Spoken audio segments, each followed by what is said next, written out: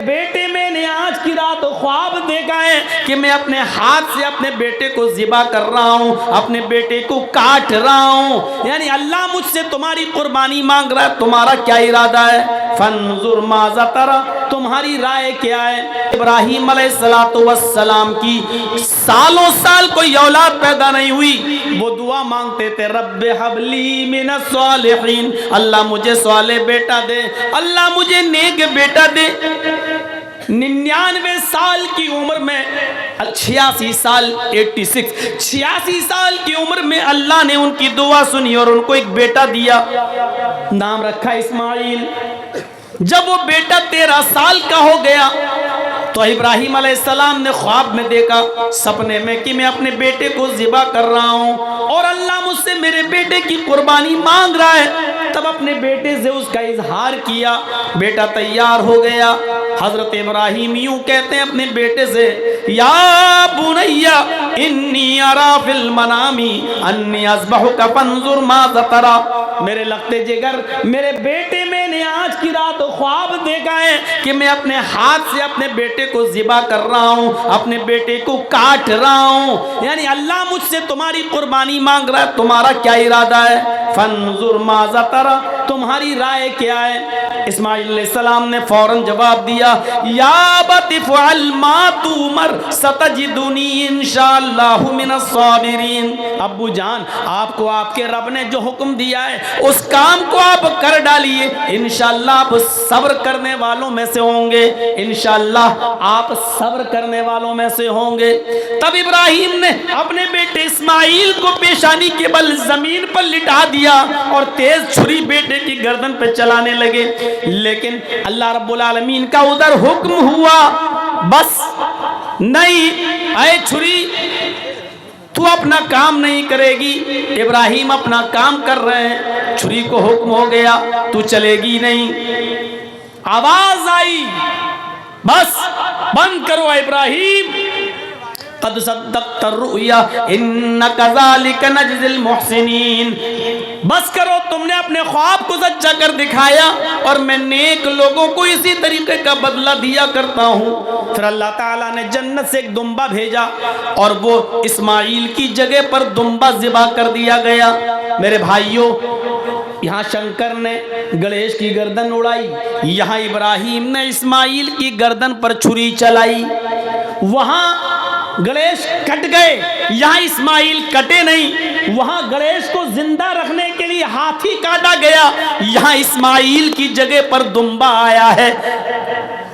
कितनी धूल जम गई किताबों पर और जमाने गुजरते गए। इस वाक़े को जब हम इस हकीकत की रोशनी में जब तलाश करते हैं तो पता चलता है कि किसी न किसी शक्ल में ये वाक़या कुरान और हदीस की किताबों में मौजूद है। जिसको ये शंकर कह रहे हैं, हो सकता है हमारे यहाँ वही इब्राहीम अलैहिस्सलाम हो, और जिसको ये गणेश कह रहे हो सकता है हम उन्हीं को इस्माइल अलैहिस्सलाम मानते हों, और जिसको ये पार्वती मानते हैं हो सकता है कि हमारे यहाँ वही हाजरा हो। लेकिन हो सकता है के साथ क्लियर हम भी नहीं कर सकते।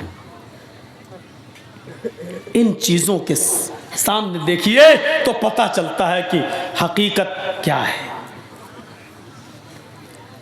ये धूल कौन साफ करेगा? जो किताबों के जरिए चढ़ चुकी है। घर साफ करते हो, कपड़े साफ करते हो, बर्तन साफ करते हो, किताबों पर जो खुराफातों की धूल जम गई है उसे कौन साफ करेगा? अल्लाह ने तुम्हें एक फिल्टर दिया है, साफ करने की चीज दी है, पाउडर दिया है, और वो है कुरान करीम। इस कुरान करीम की कसौटी पर रखकर उस धूल को साफ कीजिए, हर चीज चमकती हुई सोने की तरह आपके सामने क्लियर होती चली जाएगी। इस्लाम की बुनियाद जिन 5 चीज़ों पर है, हिंदू धर्म की बुनियाद भी उन्हीं 5 चीज़ों पर टिकी हुई है। बुनियल इस्लाम अला खम्सिन शहादती अल्ला इलाहा इल्लल्लाह व अन्ना मुहम्मदर रसूलुल्लाह व इकामिस सलाह व ईताइज ज़काह वल हज्ज व सौम रमज़ान। इस्लाम की बुनियाद इन 5 चीज़ों पर है। शहादत ला इलाहा इल्लल्लाह, इस बात की गवाही दो कि अल्लाह के अलावा कोई माबूद नहीं, वो अन्ना मुहम्मद रसूलुल्लाह, और मोहम्मद अल्लाह के रसूल हैं सल्लल्लाहु अलैहि वसल्लम, व इकामिस सलाह, और नमाज कायम करो, व ईताइज ज़का, और ज़कात अदा करो, वल हज, और हज करो, व सौम रमज़ान, और रमज़ानुल मुबारक के पूरे महीने के रोजे रखो। ये इस्लाम की बुनियाद है। इस्लाम की बुनियाद जिन 5 चीजों पर है, महाभारत उसी को यूं कहती है, सनातन धर्मम पंचम वस्तु अस्ति, प्रथमा वस्तु एकम ब्रह्मा, द्वितीय नास्ति नास्ति किंचन, द्वितीय वस्तु षष्ठांग कर्तव्या, तृतीय वस्तु दानम दीक्षिता, चतुर्थ वस्तु वरधारी, पंचम वस्तु तीर्थ यात्रा कर्तव्या। यही सनातन धर्म की बुनियाद बताई गई। कृष्ण जी कह रहे हैं अर्जुन, सनातन धर्म 5 चीजों का नाम है। सनातन धर्म 5 चीजों का नाम है। प्रथमा वस्तु, पहली चीज, एकम ब्रह्मा, द्वितीय नास्ति नास्ति किंचन, एक ही ब्रह्मा है, दूसरा नहीं, नेह बिल्कुल नहीं, नाना कतई नहीं, किंचन जरा सा भी नहीं। कृष्ण जी अर्जुन से कह रहे हैं, एक ही ब्रह्मांड का रचयिता और रचनाकार है, एक ही ब्रह्मा है, एक ही इस दुनिया का बनाने वाला, क्रिएटर ऑफ यूनिवर्स एक ही है, द्वितीय नास्ते, दूसरा नहीं। इस विश्व का निर्माण करता एक ही है, इस विश्व का बनाने वाला एक ही है, इस महान जगत का स्वामी एक ही है, द्वितीय नास्ते, दूसरा नहीं, ने बिल्कुल नहीं, ना ना कतई नहीं, हरगिज नहीं, किंचन जरा सा भी नहीं। ये कृष्ण जी अर्जुन से कह रहे हैं। मोहम्मद रसूलुल्लाह क्या कह रहे हैं? शहादत अल्लाह इलाहा इल्लल्लाह, अल्लाह के अलावा कोई माबूद नहीं। द्वितीय वस्तु साष्टांग कर्तव्य, दूसरी चीज है अर्जुन, साष्टांग करो। साष्टांग, ये बड़ा अजीब जुमला है। हिंदू लोग आज भी साष्टांग करते हैं, लेकिन उनको खुद नहीं पता ये साष्टांग करते हैं कि 20 टांग करते हैं। सा अष्ट अंग, इसको जब मिलाया जाएगा तो पढ़ा जाएगा साष्टांग। अष्ट के माना संस्कृत में होते हैं 8, सा अष्ट। अब मिलाइए तो पढ़ेंगे साष्ट, सा अष्ट यानी साष्ट, 8 के साथ, 8 के साथ अंग, सा अष्ट अंग, साष्टांग, 8 अंगों के साथ धरती पर रखकर, 8 अंगों को धरती पर रखकर ईश्वर को प्रसन्न करो। 8 अंग जमीन पर रख के कोई बताए? 8 अंग सिर्फ सजदे में होंगे बस, कोई और दूसरी शक्ल है ही नहीं। सजदे में आप जाइए, माथा और नाक कितना है? 2 हाथ कितना? 4, और दोनों घुटना कितना हुआ? 6, और दोनों पैर 8। सा अष्ट अंग। कृष्ण जी कह रहे अर्जुन साष्टांग करो यानी सजदा करो, और खुल के कह दूं नमाज पढ़ो। पहली चीज, इस ब्रह्मांड का रचयिता और रचनाकार एक है, दूसरा नहीं, यानी एक ही अल्लाह इबादत के लायक है, दूसरा नहीं। दूसरी चीज साष्टांग, 8 अंग यानी सजदा करो। आज भी बड़े बड़े जहाँ गंगा है, बनारस में आ जाइए, इलाहाबाद में आ जाइए, हरिद्वार चले जाइए, पंडित लोग साष्टांग करते, पूरा ऐसे लेट जाएंगे, पट। एक 2 पंडितों से मैंने पूछा भी था, ये क्या कर रहे हो? कहते साष्टांग। मैंने कहा साष्टांग है कि 20 टांग? अंग गिनो कितने हैं? तो कहने लगे फिर साष्टांग क्या हुआ? फिर मैंने बताया कि लहर तुम तो अपने जैसी कहोगे। हक बात तस्लीम कर लेना हर किसी के बस की बात नहीं है, जो जल्दी कबूल कर ले। तुम अपनी मीनिंग से देखो, सा अष्ट अंग, साष्टांग का मतलब ही होता है 8 अंगों के साथ, और 8 अंग सिर्फ सजदे के अंदर होते हैं। तृतीय, यहां क्या कहा? इकामिस सलाह, नमाज पढ़ो। तीसरी चीज इस्लाम ने क्या कही? ज़कात दो, व ईता इस ज़कात दो। और यहाँ कृष्ण जी क्या कह रहे हैं अर्जुन, दानम दीक्षता, दान दो, दान खैरात करो। यहाँ ज़कात, वहाँ खैरात। चतुर्थ वस्तु व्रतधारी, चौथी चीज व्रत, उपास, रोजा। यहाँ चौथी चीज बसौमी रमजान, रमजान के पूरे महीने का रोजा। वल हज, यहाँ पांचवी चीज हज, वहां तीर्थ यात्रा कर्तव्य, तीर्थ यात्रा करो किसी पवित्र शहर में। गंगा जलेश्वर भवती, जहां गंगा का पवित्र जल मौजूद हो, ऐसे शहर में चले जाओ जहां गंगा का पवित्र जल मौजूद हो। हाँ, आगे का मतलब बड़ा अजीब है, वो समझना पड़ेगा। स्नान कर्तव्य, उसमें डुबकी लगाओ ताकि तुम्हारे पाप मिट जाएं। ये चीज समझने की है। कृष्ण जी कह रहे हैं पांचवी चीज तीर्थ यात्रा करो, यानी अपना शहर छोड़कर किसी पवित्र शहर चले जाओ, गंगा जलेश्वर भवती, जहां गंगा का पवित्र जल मौजूद हो। स्नानम कर्तव्य, उसमें स्नान कर लो। इसी वजह से हिंदू भाई गंगा में डुबकी लगाते हैं ताकि पाप मिट जाएं। चाहे कितने गुनाहगार हो, डुबकी लगाओ, पाप धुल गए।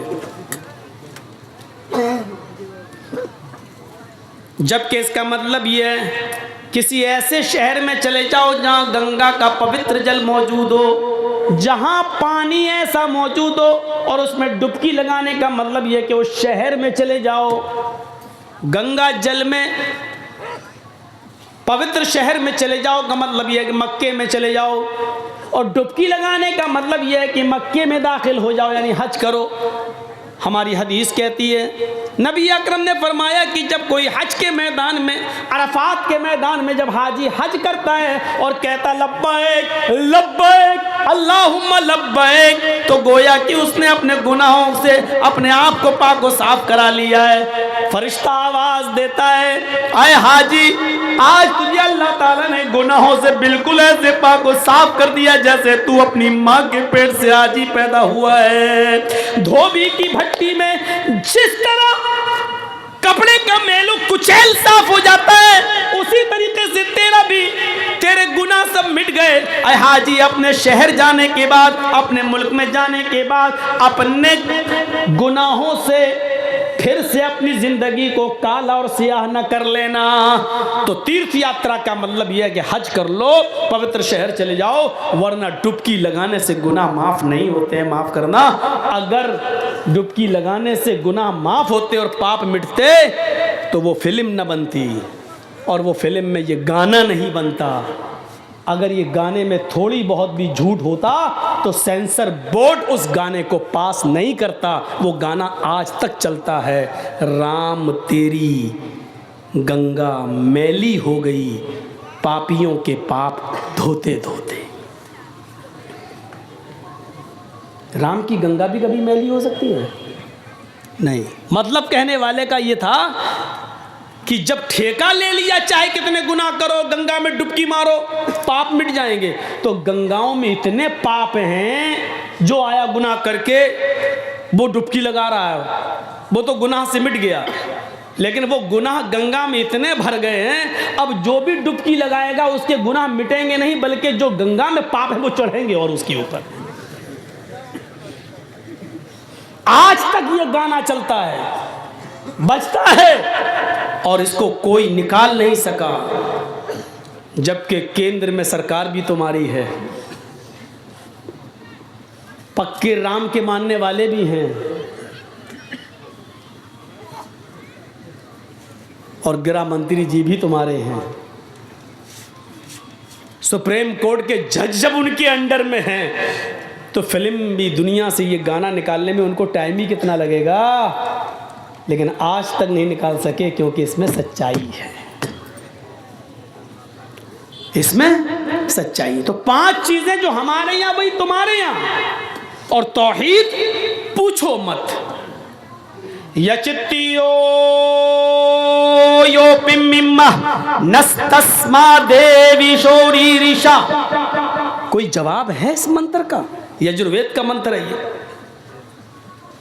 यचित्ती, याचना के माना भीख मांगना संस्कृत में। यचित्ती इंपरेटिव सेंटेंस है, मांगो, यो उससे, यो इसमें इशारा बईद के लिए 2 बार आ रहा है यो। यचित्ती यो, मांगो उससे, वही है देने वाला। देखिए, यचित्तियो यो, मांगो उससे, वही है देने वाला। पिम्मिम्मा, वही तुम्हारी झोलियां भर सकता है, वही तुम्हें सब कुछ दे सकता है। और इसके आगे तो खुलकर नस्तस्मा देविशो, नस्तस्मा देविशो, नहीं दे सकता है कोई भी देवी देवता, रीरिषा कुछ भी, उसके अलावा तुम्हें कोई भी देवी देवता कुछ भी नहीं दे सकता। और क्या चाहिए?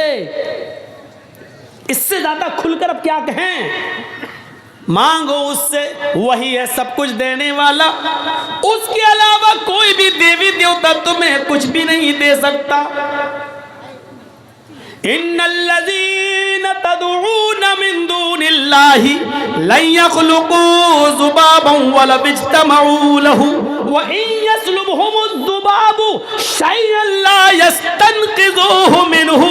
अल्लाह को छोड़कर तुम जिनको पुकार रहे हो, अल्लाह को छोड़कर तुम जिनके पास जा रहे हो, अल्लाह के अलावा तुम जिनसे भी बेटा बेटी मांग रहे हो, अल्लाह के अलावा जिनसे भी तुम मदद की गुहार लगा रहे हो,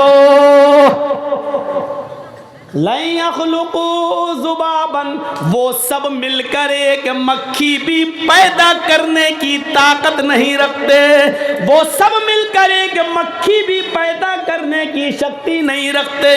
व इन यस्लुबहुमुज़्ज़ुबाबु शैअन, अगर मक्खी उनसे थोड़ी सी कोई चीज लेकर छीन कर चली जाए तो ये सब मिलकर उस मक्खी को पकड़कर, मक्खी जो चीज लेकर गई उससे वो चीज वापस लेने की भी ताकत नहीं रखते। जो एक मक्खी से चीनी शक्कर का एक दाना तक छीनने की ताकत नहीं रखता है, वो तुम्हें क्या देगा और तुम्हारी मदद क्या करेगा?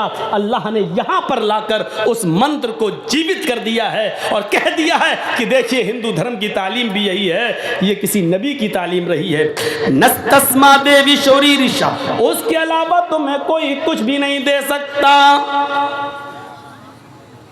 लन यख़्लुक़ू ज़ुबाबन, एक मक्खी भी पैदा नहीं कर सकता कोई। व इन यस्लुबहुमुज़्ज़ुबाबु शैअन, मक्खी कुछ लेके चली जाए तो वो छीन भी नहीं सकता। अब सुनिए, हिंदू धर्म में 33 करोड़ देवी देवता हैं। रोजी देने वाला अलग, बारिश बरसाने वाला अलग, पैदा करने वाला अलग। जो 3 बड़े बड़े खुदा माने जाते हैं हिंदू धर्म में, वो 3 हैं बड़े बड़े, ब्रह्मा, विष्णु, महादेव। ब्रह्मा दुनिया का बनाने वाला, ये है क्रिएटर। विष्णु ये है पैदा करने वाला, ये है पालने वाला। विष्णु ये परवरिश करता है, पालता है, रोजी रोटी देने वाला।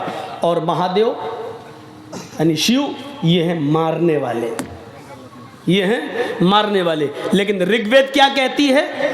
अहम ब्रह्मा अस्ति, अहम शिव अस्ति, अहम विष्णु अस्ति, अहम सूर्य अस्ति, अहम चंद्र अस्ति। मैं ही ब्रह्मा हूं, ये लीजिए, मैं ही ब्रह्मा हूं, मैं ही विष्णु हूं, मैं ही शिव हूं, मैं ही क्रिएटर हूं, दुनिया बनाने वाला मैं ही हूं।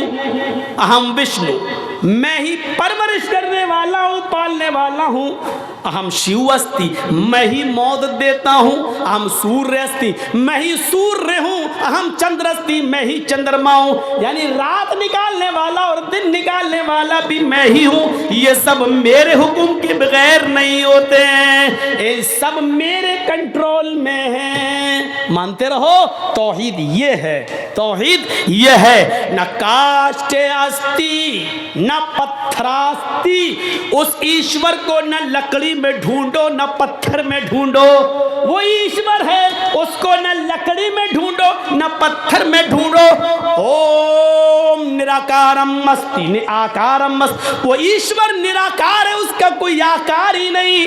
उसकी कोई शक्ल बना ही नहीं सकता है। लैसा कमिस्लिही शैउन, उस अल्लाह की तरह कोई चीज है ही नहीं है, उस अल्लाह की तरह कोई चीज है ही नहीं। ये लीजिए तौहीद हमारे हिंदू भाइयों के अंदर भी यही है।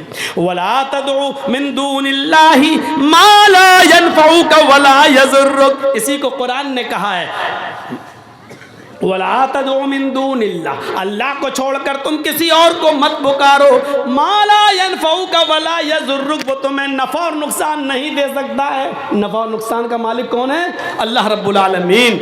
ये तौहीद है हमारे हिंदू भाइयों के दर, हमारे हिंदू भाइयों के यहाँ। आइए एक चीज़ और बता दें, इसके बाद दूसरी चीज़ नमाज। नमाज का एक तकाबुल करते हैं, नमाज कहाँ है? अभी तो सजदा बता दिया, साष्टांग, लेकिन नमाज भी है हिंदू भाइयों में। नमाज क्या है? श्रीमद् भागवत गीता अध्याय 6 और मंत्र नंबर 10।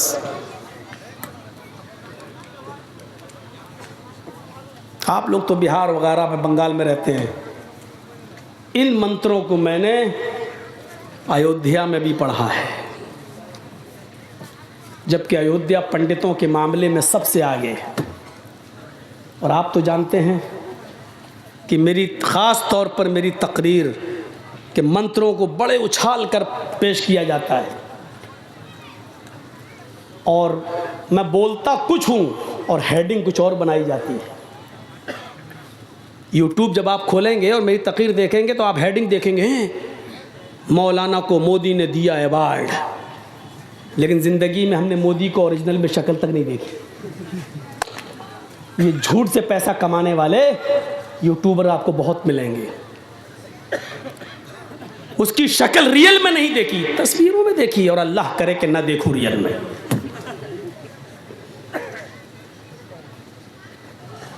टीवी पे तो सभी देख लेते हैं, हमने भी देख ली, फोटो में देख लिया। कल देखा वो फेसबुक पे किसी ने डाला, फोटो डाला हुआ था, कुत्ता उसको नोच रहा था, और फिर नीचे डाल के उस पर पेशाब भी कर दिया था। ये कल की बात है, कल ही मेरे फेसबुक पे किसी ने डाला। तो वो होता चलता है, अब तस्वीर है, कुछ भी कर सकता है तस्वीर के साथ। कायनात में अगर तस्वीर कुशी से और तस्वीर से अगर कोई बचा है तो वो हस्ती है हमारे नबी जनाब मोहम्मद रसूलुल्लाह की। अगर आज नबी अकरम की तस्वीर होती तो ये दुश्मनान इस्लाम कितनी तौहीन करते। अगर आज अल्लाह के रसूल का फ़ोटो होता तो कितनी तौहीन करते, कैसे निकालते, कैसे कुत्तों के सामने डालते, कैसे खींचते। अल्लाह तेरा शुक्र है कि तूने हमारे नबी जनाब मोहम्मद रसूलुल्लाह सल्लल्लाहु अलैहि वसल्लम को दुश्मनान इस्लाम की इन भयानक चालों से तूने महफूज फरमाया।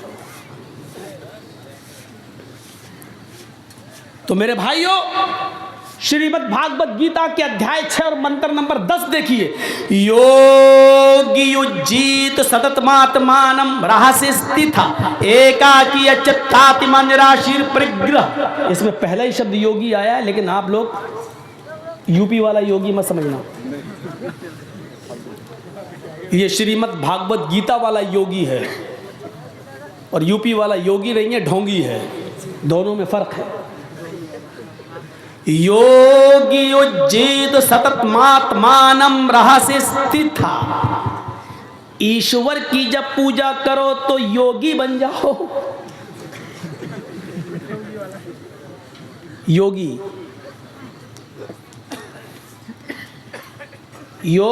युज्जीत सततमात्मानम रहस्य स्थिता, ईश्वर की जब पूजा करो तो पूरे शरीर का योग करो। पूरे शरीर का योग सिर्फ नमाज में होता है। देख लीजिए आप करके। हिंदू धर्म में क्या होता है? मूर्ति के सामने खड़े हुए ओम नमः शिवाय, सिर्फ गर्दन का योग हो रहा है बस, पूरे शरीर का नहीं। पूरे शरीर का योग अगर देखना है तो आओ नमाज में। देखिए ये हाथ हिल रहे हैं, अल्लाह अकबर, ये हाथों की एक्सरसाइज, पॉजिटिव रेजेस दौड़ रहे हैं। फिर आपकी गर्दन सजदे की जगह पर, सर्वाइकल का सबसे बेहतर इलाज।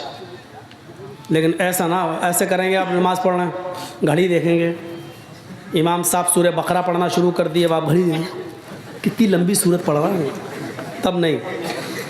आप ऐसा अल्लाहु अकबर। अब देखिए आप नीचे सजदे की जगह पर आप रहिए, 1 मिनट खड़े रहिए। ये गर्दन की एक्सरसाइज, सर्वाइकल का बेहतरीन इलाज। आर्थो स्पेशलिस्ट से पूछिए जो हड्डी के डॉक्टर हैं, ये इलाज। अल्लाहु अकबर कहकर रुकू में जाइए। हड्डी, रीढ़ की हड्डी इतनी सीधी कर लो कमर कि पानी का भरा हुआ प्याला या बर्तन आपकी पीठ पर रखा जाए तो गिरे नहीं। इस तरह रुकू होना चाहिए, पीठ बिल्कुल ऐसी सीधी। ये रीढ़ की हड्डी की एक्सरसाइज, कमर की एक्सरसाइज। फिर सजदे में जब जाइए तो ब्लड सर्कुलेशन आपके दिमाग तक, ब्रेन हेमरेज नहीं होगा उस आदमी को जो 5 वक्त की नमाज पढ़ता है। क्यों?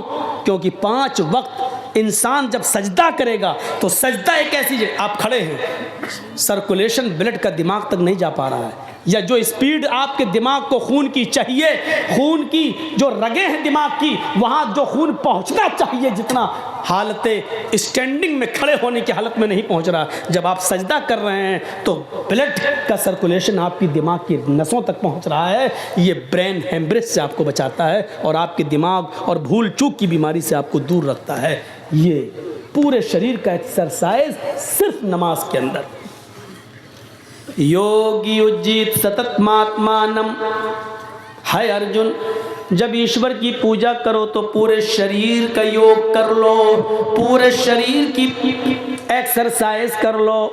सतत महात्मानम, और इसको हमेशा पकड़े रहो, कभी मत छोड़ो। राह से स्थित, अगर एक भी टाइम छोड़ दिया तो तुम स्थित न रहोगे, कायम न रहोगे, धर्म पर जमे नहीं रहोगे।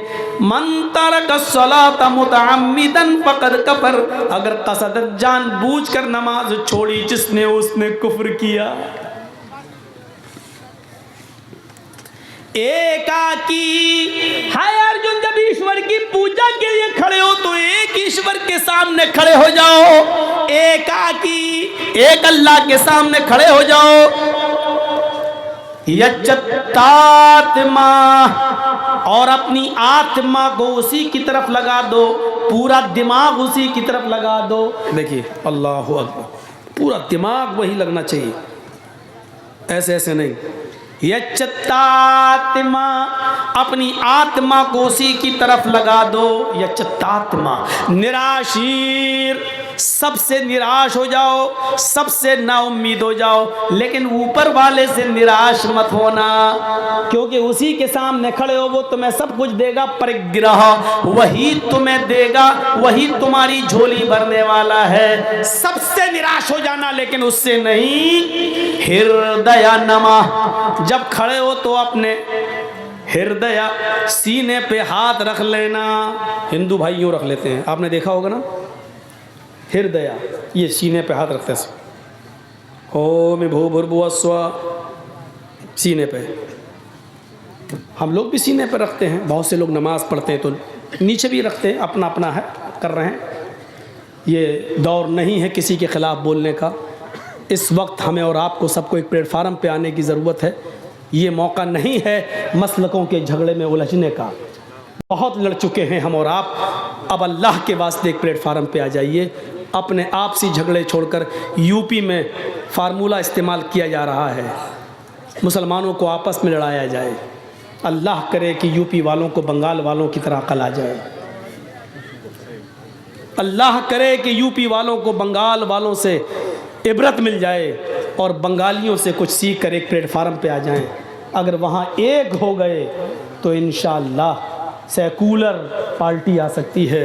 और अगर हम बट गए तो मैंने कभी कहा था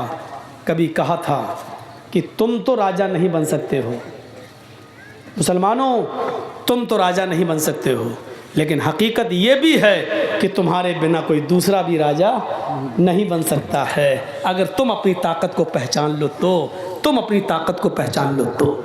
वहाँ बांटने की कोशिश की जा रही है, बंटवारा किया जा रहा है, मसलकों में भी बांटने की कोशिश की जा रही है। अल्लाह ताला हम तमाम मुसलमान भाइयों को एक प्लेटफार्म पे कायम फरमा दे। इस वक्त इस दुआ की ज़रूरत है।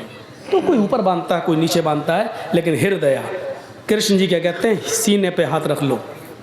नमा, सर सजदे की जगह पे झुका लो, नमा, सर नीचे झुका लो,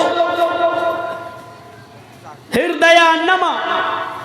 और उसके बाद क्या पढ़ो, महिदेवस्य सवितु परिष्टुति वसुर्दयमाना नये सुपथराय अस्मान।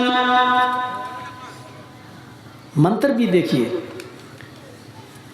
अपने हाथों को सीने पे रख लो, हिंदू ऐसे रखता है, हम लोग ऐसे रख लेते हैं। नमा, अपनी आंखों को सजदे की जगह पर नीचे झुका लो।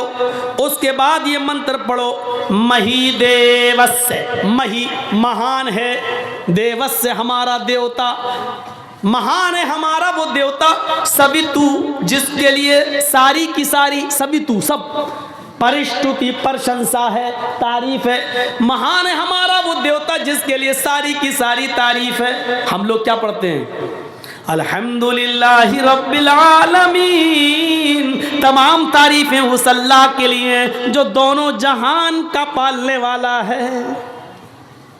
देख रहे हैं आप, मंत्र को देखिए और कुरान की आयत देखिए, दिल से ये शेर निकलता है, कौन कहता है हम तुम में जुदाई होगी, कौन कहता है हम तुम में जुदाई होगी, ये हवाई तो किसी दुश्मन ने उड़ाई होगी। हिंदू भाइयों, इस्लाम के अध्ययन करो, इस्लाम की शीतल छाया में आओ। जैसे हमने तुम्हारी किताबें पढ़ी, तुम हमारे कुरान को पढ़ो, नबी के फरमान को पढ़ो, तुम्हें बहुत कुछ सीखने को मिलेगा। कौन कहता है हम तुम में जुदाई होगी, ये हवा तो किसी दुश्मन ने उड़ाई होगी। हाँ, हम थोड़ा सा ये चेंजिंग करके ये कह सकते हैं, अगर वो शायर जिंदा होता तो मौजरत चाह लेते, क्षमा मांग लेते, उसके शेर में थोड़ी सी चेंजिंग करता हूं। कौन कहता है हम तुम में जुदाई होगी, ये हवा तो योगी और मोदी ने उड़ाई होगी। यही लोग तो चाहते हैं कि हम लोग एक ना हो, हम और आप एक हैं, भाषाएं बदली हुई हैं लेकिन शिक्षा एक है। कृष्ण जी अर्जुन से कह रहे हैं, उसके बाद ये मंत्र पढ़ो, बसुर दयामाना, वो बड़ा कृपालु और दयावान है। हम क्या पढ़ते हैं, अर्रहमान अर्रहीम, वो बड़ा मेहरबान इंतहाई रहम करने वाला है। कृष्ण जी अर्जुन से कहते हैं, दोनों हाथ को सीने पे रखकर सर को झुकाकर ये पढ़ो, नए सुपथराय आसमान, नए नाव को पार करने वाले, मुसीबतों को दूर करने वाले, नाव को पार लगाने वाले, यानी मुश्किल में काम आने वाले, नए सुपथरा, सुसुंदर पथ मानी रास्ता, सुपथ सुसुंदर पथ मानी रास्ता, हमको सुंदर रास्ते पे चला, नए सुपथराय आसमान, है नाव पार लगाने वाले, है मुसीबतों को दूर करने वाले, हमको सुंदर रास्ते पे चला, हमको अच्छे रास्ते पे चला। हम क्या पढ़ते हैं, इहदीना सिरातल मुस्तकीम, आय अल्लाह हमको सिराते मुस्तकीम पर सीधे रास्ते पे चला। मेरे भाइयों गौर करो, कृष्ण जी जो चीज बता रहे हैं वही मोहम्मद रसूलुल्लाह ने हमें और आपको बताई है। इसके बाद कृष्ण जी क्या कहते हैं, पंचम समय कर्तव्य है अर्जुन, ये पूजा, ये साष्टांग, ये योग, ये नमाज तुम 5 बार पढ़ा करो दिन भर में। पंचम समय कर्तव्य 5 बार किया करो। हम स्वयं कर्तव्य, मैं खुद 5 बार करता हूं, मैं खुद 5 बार करता हूं। मृगचर्म, अगर पवित्र धरती ना मिले, जमीन पाक ना हो, तो उस पाक जमीन नापाक जमीन हो, जमीन पवित्र ना हो, धरती पवित्र ना हो, तो मृगचर्म, मृग मानी हिरन और चर्म मानी चमड़ा, हिरन के चमड़े को बिछा लो, हिरन की खाल को जाए नमाज बना लो और उसके ऊपर ये साष्टांग करो, उस पर ये पूजा करो, उस पर ये योग कर लो। यानी जमीन पाक होनी चाहिए, और अगर पाक ना हो तो हिरन की खाल बिछा कर नमाज पढ़ लो। इससे ज्यादा और क्या हो सकता है? ये इस्लाम है। और इसीलिए कहा जो इस्लाम को छोड़कर कोई दूसरा रास्ता अख्तियार करेगा वो कबूल नहीं किया जाएगा। दूसरी चीज बताई वो अन्ना मोहम्मद रसूलुल्लाह, मोहम्मद अल्लाह के रसूल हैं। तौहीद के साथ दीन रिसालत भी ज़रूरी है। आइए ज़रा मोहम्मद रसूलुल्लाह को देखें, हिंदू धर्म की किताबों में, अपने भाइयों की किताबों में हम तलाश करें। पहले एक जहन बना लीजिए, दुनिया में जितने भी धर्म हैं, इंपॉर्टेंट चीज़, जितने भी दुनिया में धर्म हैं, उन धर्मों के अंदर उस धर्म के महान पुरुष को महान पुरुष नहीं रहने दिया है, इंसानियत से निकाल कर भगवान का दर्जा दे दिया है। आइए देखते हैं। सिखों में देख लीजिए गुरु नानक, लेकिन गुरुद्वारे में चले जाइए लिखा होगा नानक भगवान, इंसान नहीं रहे। जैनियों में चले जाइए महावीर जी, उनके मंदिर पे लिखा होगा महावीर भगवान। गौतम बुद्ध के पास चले जाइए, और नेपाल में लुम्बनी में उनका बहुत बड़ा मंदिर बना हुआ है। मुझे जब प्रोग्राम हुआ था नेपाल में तो वहां के लोग घुमाने के लिए ले गए, देखा लुम्बनी में वो गौतम बुद्ध जिनकी एक पत्नी थी, वो गौतम बुद्ध उस पत्नी से जिनका एक बेटा पैदा हुआ जिसका नाम राहुल था, शादीशुदा जिंदगी गुजारने वाला वो बुद्धा अचानक दुनिया की जिंदगी से परेशान हो जाता है और सच्चाई की तलाश में अपनी बीवी और बच्चे को छोड़कर जंगल में चला जाता है। और सच्चाई की तलाश में रहते रहते उसी जंगल के बियाबान जंगलों में उसकी मृत्यु हो जाती है। शादीशुदा जिंदगी, एक बीवी और एक बच्चे को छोड़ देना बहुत आसान है, लेकिन मोहम्मद रसूलुल्लाह सल्लल्लाहु अलैहि वसल्लम की 11 बीवियां और खदीजा से 6 बच्चे, मारिया किप्तिया से एक बेटा, फिर वो बीवियां जिनसे आपने, जिनके पहले शौहर जिनको तलाक दे दिए थे या मर गए, अल्लाह के नबी ने उन बेवा औरतों से जो निकाह किया था, वो औरतें अपने पुराने शौहरों के बच्चे लेकर आई। उन बच्चों को पालना, उनके बच्चों को पालना, अपने बच्चों को पालना, बीवियों का हक अदा करना, बच्चों का हक अदा करना, ये किसी जवान मर्द इंसान का काम हो सकता है, लेकिन एक बीवी और एक बच्चे से तंग आकर दुनिया को छोड़ देना और बीवी और बच्चे को छोड़कर जंगल में चला जाना और सच्चाई की तलाश में रहते रहते उसी जंगल में मृत्यु पा जाना, ये बहुत आसान काम है। बीवियों को पालना और बच्चों की परवरिश करना ये बहुत मुश्किल काम है। अल्लाह के रसूल ने 11 बीवियों को भी देखा। दूसरी बीवियां जो दूसरे शौहरों की थी और जो इंतकाल कर गए थे, नबी अकरम ने जब उन औरतों से शादी की तो वो अपने पहले शौहर, पहले पति के बच्चे भी लाई, उन बच्चों को भी पालना, फिर उनकी शादियां भी कराना। मेरे भाइयों, ये दिल गुर्दे का और कलेजे का काम है। आज भी बहुत सी संस्थाएं ऐसी हैं जो यतीम और गरीब लड़कियों की शादियां कराती हैं। मेरे भाइयों, मुबारकबादी के लायक हैं वो संस्थाएं, वो तंजीमें। होना चाहिए गरीब लड़कियों की शादी का बंदोबस्त और इंतजाम हो, और यही काम जनाब मोहम्मद रसूलुल्लाह सल्लल्लाहु अलैहि वसल्लम ने किया। तो राह, आज गौतम बुद्ध का मंदिर देख लो, वहां जाओगे तो आप लिखा देखेंगे बुद्ध भगवान, महावीर भगवान, नानक भगवान, बुद्ध भगवान। ईसाइयों में चले जाओ, ईसा अलैहिस्सलातु वस्सलाम जो अल्लाह के नबी थे, ईसाइयों ने उनको भी बंदगी से निकाल दिया, सन ऑफ गॉड कह दिया, अल्लाह का बेटा। बल्कि ईसाइयों का एक तबका और एक फिरका तो 3/1 और 1/3 तस्लीस का कायल है। 3/1, 1/3 यानी ईसा, मरियम और अल्लाह, ये तीनों एक हैं और एक ही तीन हैं।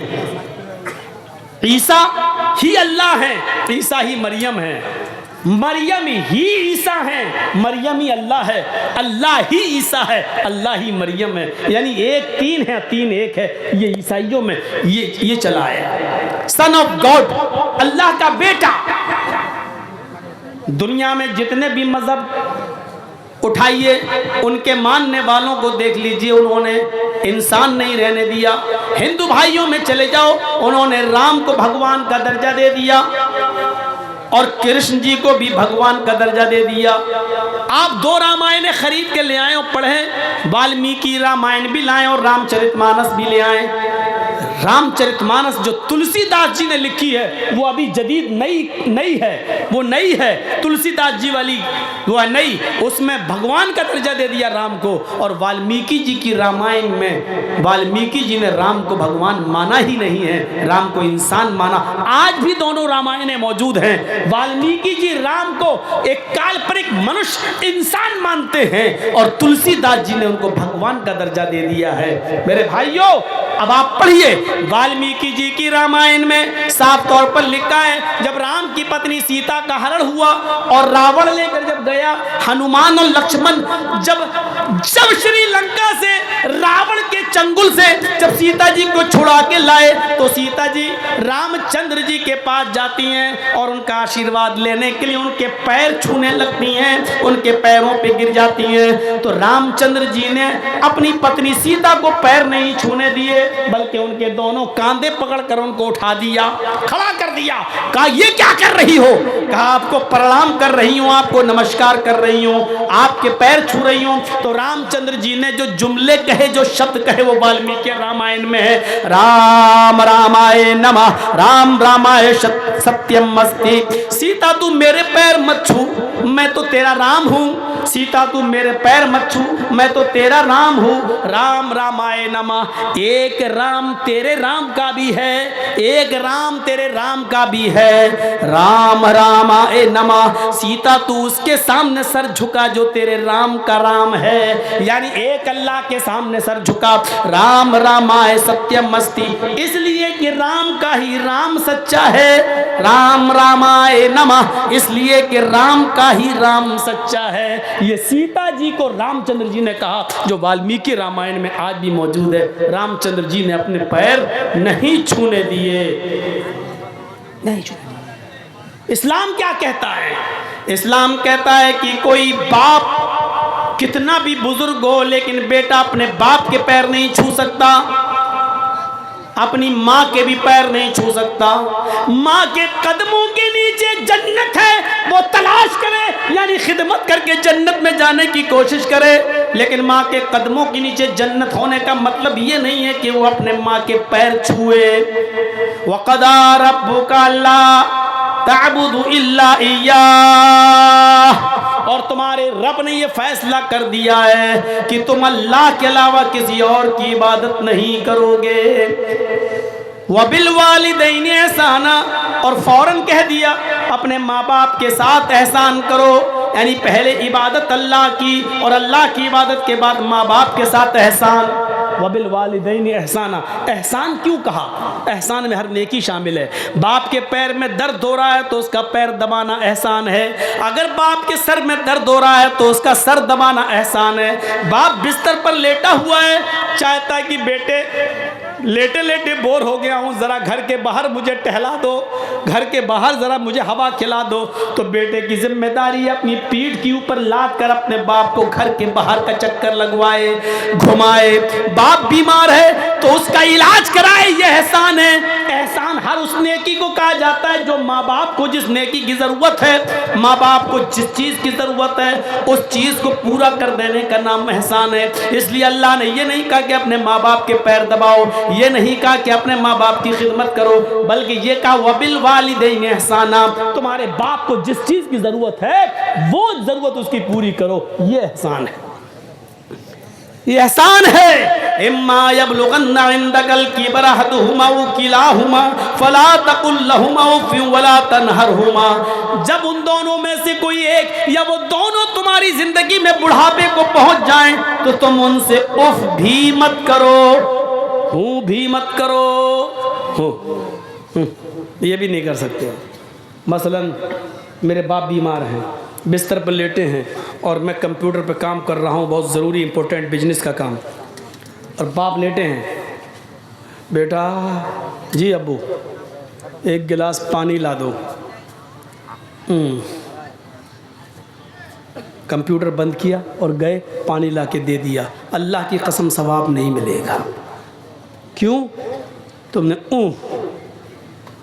ये तुम्हारे मुंह से जो निकल गया यानी बाप ने पानी मांगा और तुम कंप्यूटर पे कोई इमरजेंसी काम कर रहे हो, अचानक बेटा जी एक गिलास पानी ला दो। उठे, लाए, दिया, पिलाया, अपने हाथ से उनका सर पकड़ के पिलाया, सब कुछ किया, लेकिन जो निकल गया इसने तुम्हारी इस नेकी को बर्बाद कर दिया। कुरान कहता है फला तकुल्लहुमा उफ, जब वो इस उम्र को पहुंच जाएं तो तुम हो भी नहीं करो। यह है बाप का दर्जा, यह है बाप का मकाम। लेकिन इतना ऊंचा मकाम होने के बावजूद ये नहीं कहा कि तुम अपने बाप के पैर छुओ, नहीं छू सकते, क्योंकि सर झुकाना सिर्फ एक अल्लाह के सामने जायज है। और आगे यहां तक अल्लाह के नबी ने फरमाया अगर अल्लाह के अलावा सर झुकाना सजदा करना किसी को जायज होता तो अल्लाह के नबी फरमाते हैं कि मैं औरतों को हुक्म देता कि वो अपने हस्बैंड्स, अपने शौहरों को सजदा करें। अगर अल्लाह के अलावा सजदा करना किसी को जायज होता तो मैं औरतों को हुक्म देता कि वो अपने शौहरों को सजदा करें। लेकिन बीवी भी अपने शौहर को सजदा नहीं कर सकती है, इसलिए कि सजदा सिर्फ अल्लाह का हक है, बंदा सिर्फ अल्लाह ही को कर सकता है और किसी को नहीं। मेरे भाइयों, इस मकाम को समझने की कोशिश करो। दुनिया में जितने भी धर्म हैं उन लोगों ने अपने अपने मज़ाहिब के महान पुरुषों को इंसानियत से निकाल दिया, लेकिन दुनिया में एक धर्म ऐसा है और वो है इस्लाम, जिसमें आज भी मोहम्मदुर रसूलुल्लाह को भगवान का, खुदा का, अल्लाह का दर्जा नहीं दिया गया है। हमने अपने महान पुरुष को इंसान ही का दर्जा दिया है और इंसान ही रहने दिया है। कुरान चीख कर ऐलान करता है कुल इन्नमा अना बशरुम मिस्लुकुम, ऐ नबी कह दो कि मैं तुम्हारी तरह का एक बशर हूँ, कह दो कि मैं तुम्हारी तरह का एक इंसान हूँ। तुम चलते फिरते हो, मैं भी चलता फिरता हूँ, तुम उड़ते बैठते हो, मैं भी उड़ता बैठता हूँ, तुम शादी ब्याह करते हो, मैंने भी शादी ब्याह किए, तुम्हारे माँ बाप दादा परदादा थे, तुम्हारे भी माँ बाप दादा परदादा थे, तुम्हें बच्चे थे, तुम्हारे बच्चे तो मेरे भी बच्चे थे, तुम्हें बुखार आता है, सर में दर्द होता है, दुख और गम पहुंचता है, मुझे भी बुखार आता है, सर में दर्द होता है, दुख और दर्द हमें भी पहुंचता है, खुशी हमें भी पहुंचती है। कुल इन्नमा अना बशरुम मिस्लुकुम यूहा इलैया। हाँ, फर्क इतना है हम में और तुम में, हमारे पास जिब्राइल कुरान लेकर आते हैं और तुम्हारे पास नहीं आते हैं। अल्लाह की तरफ से मेरे पास पैगाम आता है और तुम्हारे पास नहीं आता है। बस यही मकाम मेरा बड़ा है कि अल्लाह ने मुझे नबी बनाया है और तुम्हें नबी नहीं बनाया। अल्लाह ने तुम्हें पैगंबर नहीं बनाया और मुझे पैगंबर बनाया है। मुझे कुरान उतारा और उस कुरान को लोगों तक पहुंचाने का हुक्म दिया है। इस मकाम ने, इस मर्तबे ने मुझे बहुत बुलंद कर दिया है। इंसानियत में कोई फर्क नहीं है। मेरे भाइयों, गौर करिए, एक शख्स अल्लाह के नबी सल्लल्लाहु अलैहि वसल्लम के पास आता है। एक शख्स अल्लाह दूर देहात का रहने वाला अल्लाह के नबी के पास आया। लोगों ने उसको भेजा कि जाओ अपने गांव में ये परेशानी है, अल्लाह के नबी से बयान करो, अल्लाह के नबी हमारी परेशानी को दूर करेंगे। वो अल्लाह के रसूल के पास आता है, अल्लाह के नबी को देखता है तो ऐसे कह नहीं पा रहा है। वो हमारे गाँव में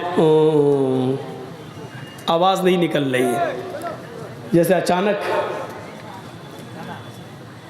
मोदी जी के सामने कोई खड़ा हो जाए तो जी आवाज़ नहीं निकलेगी। डीएम के सामने खड़े हो आवाज़ नहीं निकलती। ऐसे ही वो साहब ही अल्लाह के रसूल के पास आए। जी वो क्या, हाँ बोलो क्या परेशानी है? जी वो मेरे गांव में जी वो डर रहे हैं, कांप रहे हैं। इतना रौब, इतना दबदबा नबी के चेहरे पर कि वो कांप रहे हैं। अल्लाह के रसूल सल्लल्लाहु अलैहि वसल्लम खड़े होते हैं। मिसाल देखिए, देखा कि ये बोल नहीं पा रहे हैं, ये हमसे डर रहे हैं, तो अल्लाह के रसूल ने उनके दोनों कांधों को पकड़ा और पकड़ के हिलाया, अपने सीने से लगाया और कहा कि बोलो क्या बात है? इन्नी लस्तु बिमलक, मैं कोई बादशाह थोड़ी हूं। अना ब्नु इम्रातिन ताकुलुल कदीर। अबू दाऊद की हदीस के अल्फाज देखिए, इन्नी लस्तु बि मलक।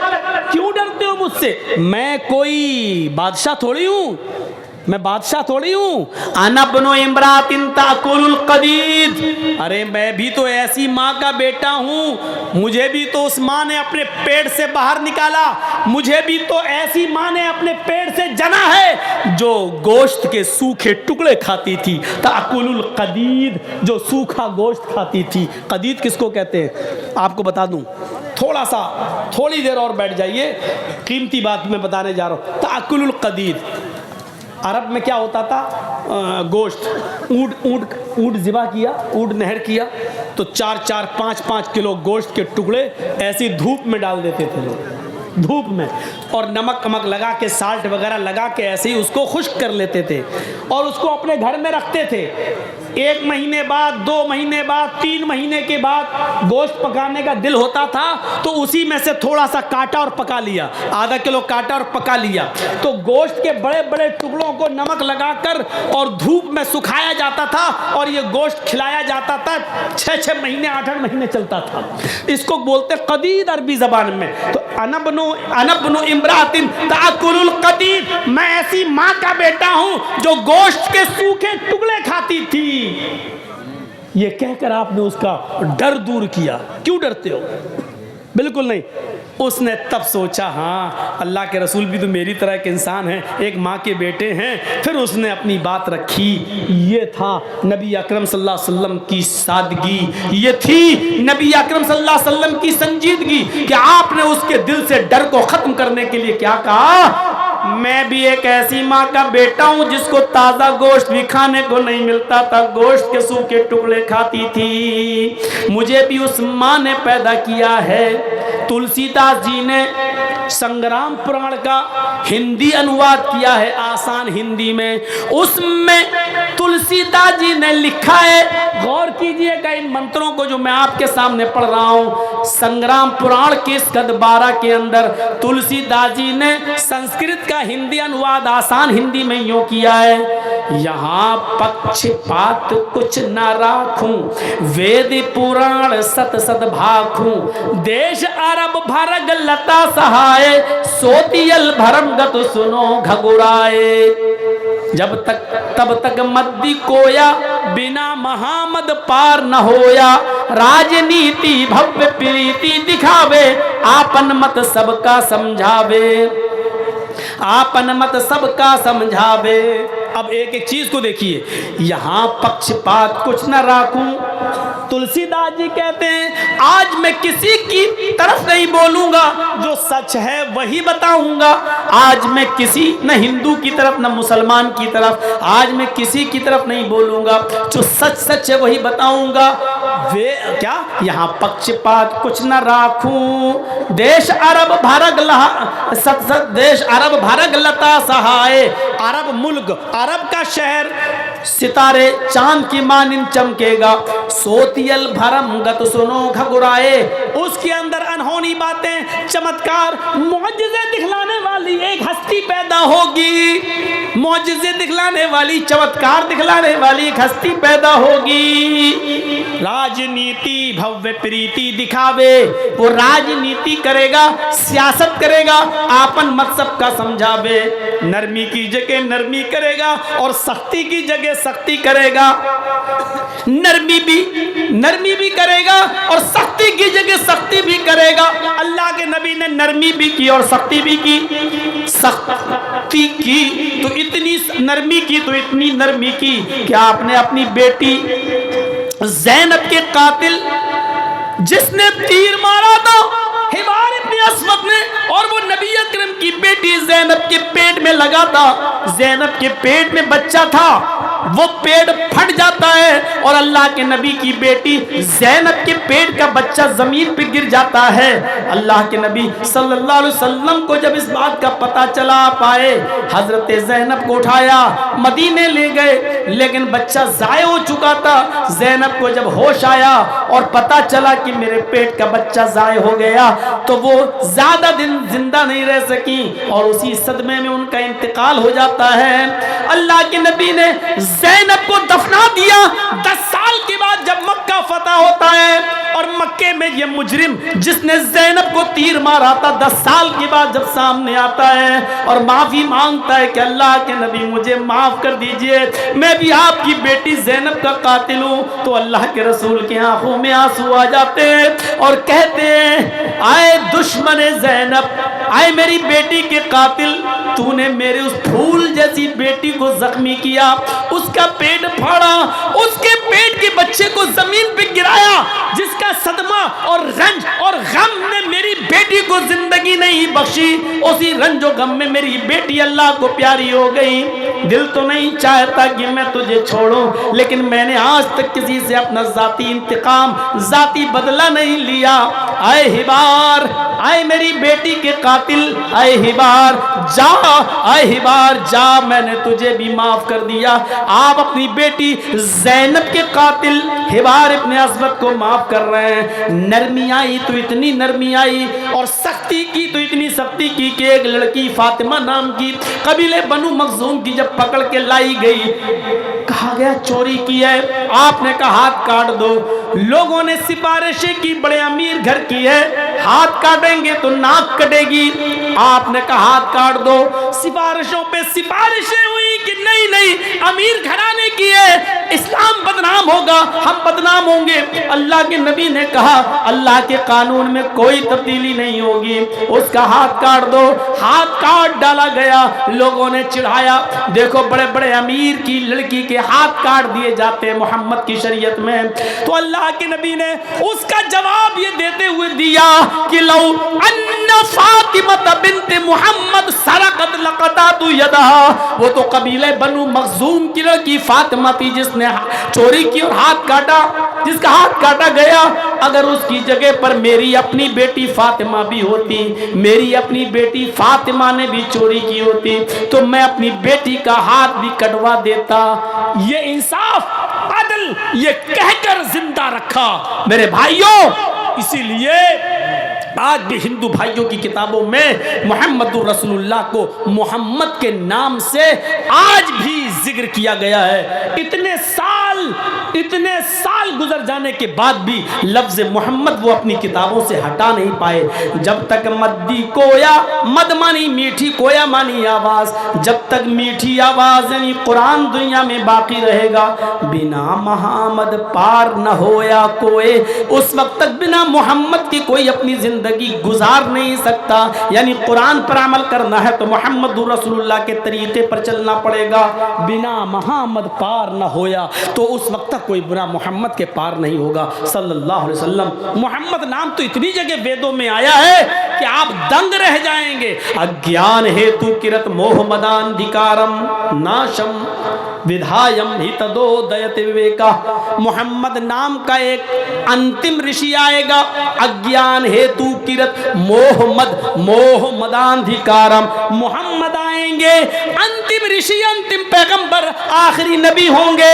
अंधिकारम नाशम, जब वो इस धरती पर आएंगे तो अंधेरे को नाश कर देंगे। यानी उनके आने से पहले अंधेरा ही अंधेरा होगा, लेकिन वो अपने आने के बाद अंधेरा नाश कर देंगे। मोहम्मद रसूलुल्लाह के आने से पहले कितना अंधेरा था, कितना अंधेरा था। जुआ इतना खेला जाता था कि लोग जुए में रकम हार जाते थे तो मकान लगा देते थे, मकान जुए में हार जाते थे तो बीवी जुए में लगा देते थे, और बीवी भी जुए में हार जाते थे तो अपनी 16, 17, 18 साल की बेटी जुए में लगा दिया करते थे। लेकिन हार नहीं माना करते थे, इतने जुआरी थे।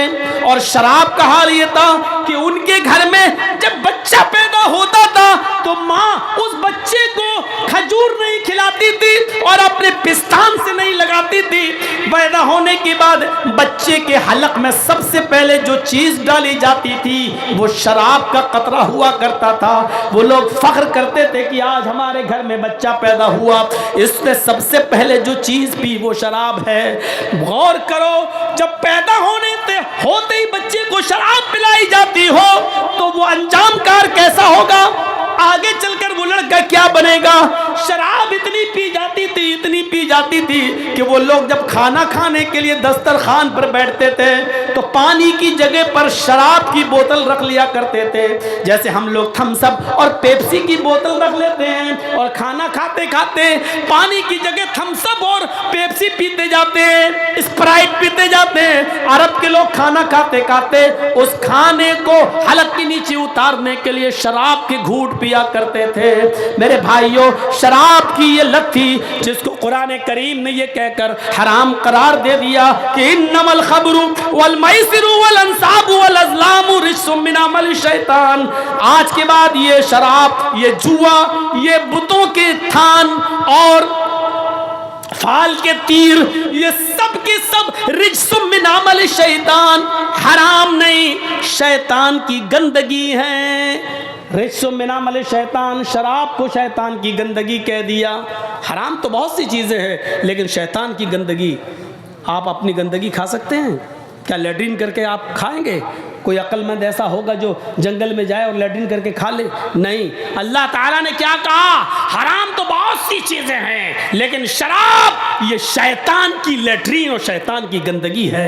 रिज्सुम मिन अमल शैतान, जो शराब पीता है वो दर हकीकत शैतान का पैखाना खा रहा है, शैतान की लैट्रिन खा रहा है। इसको कुरान ने रिज्सुम मिन अमल शैतान कहा है, रिज्स कहा, रिज्स। अब जिसका ज़मीर गवारा करे वो खाए, वो पिए। तसव्वुर करो, अरब के अंदर इतना अंधेरा था, शराब वो खाने की जगह पर पिया करते थे, जुए में अपनी बेटी तक को हार जाया करते थे। उनके बाप जब मर जाते थे, सुनो, इतना अंधेरा कि बाप अगर मर गया और माँ ज्यादा खूबसूरत है तो बेटा अपने घर से एक चादर उठाता और अपनी माँ का हाथ पकड़कर उसको घर से बाहर निकालकर अपनी चादर माँ के ऊपर डाल देता। ये इस बात का ऐलान होता कि आज के बाद ये मेरी माँ नहीं है, मैंने अपना कपड़ा इसको पहना दिया है, अब ये मेरी बीवी बन गई। आज पूरे हिंदुस्तान में कितने मदरसे होंगे? आपके बिहार में कितने मदरसे होंगे और कितने मौलवी होंगे? सब मिलकर सिर्फ जहेज ख़त्म नहीं कर पा रहे हैं। और बताओ, बिहार में जहेज ख़त्म हो गया? जो शादी होती है क्या मोटरसाइकिल नहीं मांगी जाती है? क्या दहेज नहीं? इतने मौलवी, लाखों मौलवी, हजारों मदरसे।